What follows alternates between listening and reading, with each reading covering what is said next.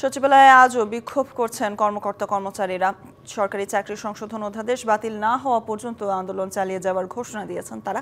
এ বিষয়ে সবশেষ তথ্য জানাতে আমাদের সাথে যুক্ত হচ্ছেন সহকর্মী শাহ ইমন।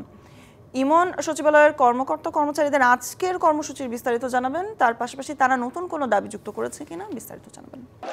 স্বর্ণা, আপনি জানেন যে গত 2 দিন ধরে সচিবালয়ের তৃতীয় ও চতুর্থ শ্রেণীর কর্মকর্তা কর্মচারীরা সহ বিভিন্ন স্টাফরা আন্দোলন করে আসছে যে সরকারি চাকরি বিধিমালার যে 18 একটি আইন সংশোধন করা হয়েছিল সেই সংশোধনটি বাতিল করে নতুন করে চাকরি বিধিমালা 2025 একটি অধ্যাদেশ গতকালকে আপনি জানেন যে পাশ হয়েছে। এটি পাশ হওয়ার পরে তারাও আজকেও আন্দোলনে নেমেছে এবং তারা বলছে যে তাদের এই আইনটিকে তারা কালো আইন হিসাবে অভিহিত করছে।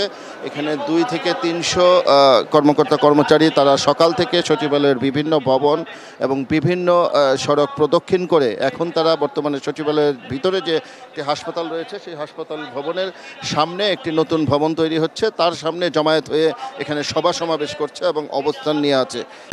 কালার এক্সপার্ট, জর্জ স্যাপ এবং মাইল্ড অন হ্যান্ডস টেকনোলজি সমৃদ্ধ অরিক্স ক্রিস্টাল ওয়াশ আপনার তারা বলছে যে তাদের এই যে আইনটিতে বলা আছে যে কর্মকর্তা কর্মচারীদের যে কোনো অপরাধের বা কোনো নিয়ম ভঙ্গ করলে তাদেরকে বিনা নোটিশে 7 দিনের নোটিশে চাকরি থেকে বরখাস্ত করার সুযোগ রয়েছে যে আইনে, সেই আইনটিকে তারা কোনোভাবেই মেনে নেবে না এবং এই আইনটি যে গতকাল রাতে প্রজ্ঞাপনের মাধ্যমে উপদেষ্টা পরিষদের বৈঠকে পাশ করা হয়েছে এবং পরবর্তীতে রাষ্ট্রপতির প্রজ্ঞাপনের মাধ্যমে এই আইনটি আপনার পাশ হয়ে গিয়েছে।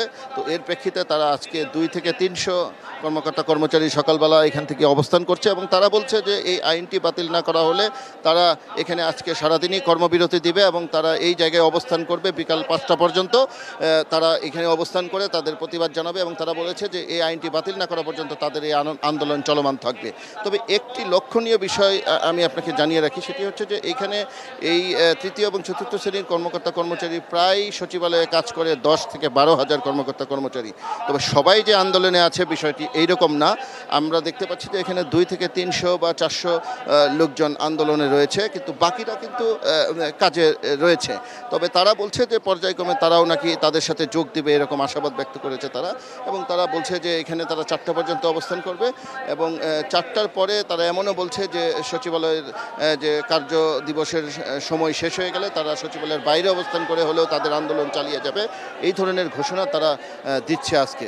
তো এখন এই মুহূর্তে তারা এখানে বক্তব্য রাখছে, তাদের কর্মসূচি নিয়ে বক্তব্য রাখছে। পরবর্তীতে তারা আরও কী ধরনের কর্মসূচি ঘোষণা দিতে পারে সেগুলো আমি আপনাকে পরবর্তীতে জানিয়ে দিতে পারবো আপডেট। ইমন, আপনি থাকুন সেখানে, পরবর্তীতে আবারও ফিরে যাব আপনার কাছে।